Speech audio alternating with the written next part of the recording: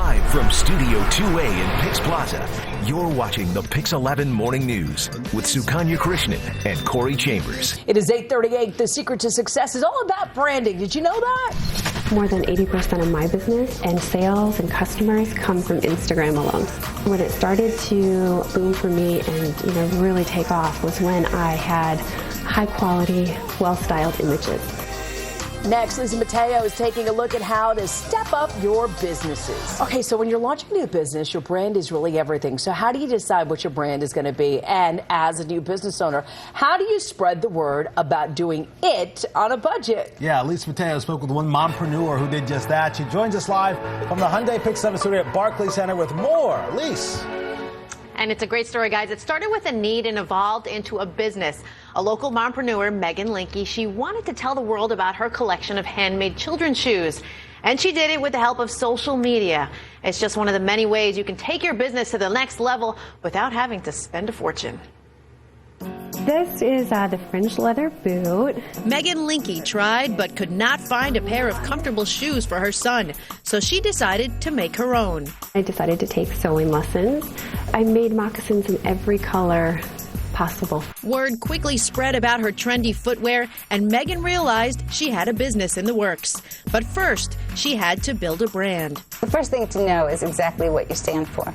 So I would gather friends and family, and if you have any employees, and say, what's the soul of this company? What's the DNA? Joanna Kratz is a small business expert and author. Once you get there, you can think about colors, you can think about palette, you can think about design. Megan joined forces with her niece, a graphic artist, and developed the logo for Lily Collection, named after her son, Liam. The next step was consistency. Women have a tendency to second guess their choices. And in the meantime, you're kind of making the brand muddied. Once the website was in place, Megan hit social media. More than 80% of my business and sales and customers come from Instagram alone. When it started to boom for me and really take off was when I had high quality, well-styled images.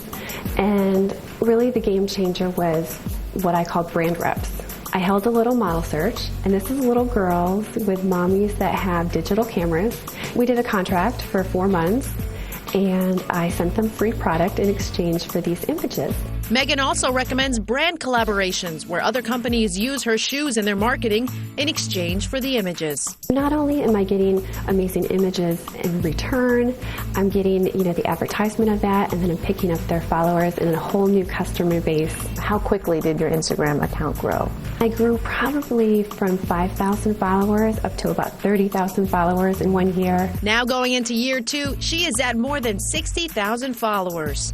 Megan says using social media for customer service is crucial in her business, where she takes care of orders, packaging, and shipping right from home. They feel then a sense of, oh, I know her, she's so sweet, they feel connected to you in some sort of way. Cause marketing is another way to promote your brand. For instance, if you have a catering business, you might want to do some school lunches for fundraisers. So you want banners all over the schoolrooms. If you keep it consistent and if you keep supporting the brand, as soon as someone sees that little logo, they'll know they can rely on you. All right, now some other suggestions from Joanna. She says attend smaller regional trade shows, not the big ones, the smaller ones, and join networking organizations. Her book, Being Equal, doesn't mean being the same, is available in stores on Amazon.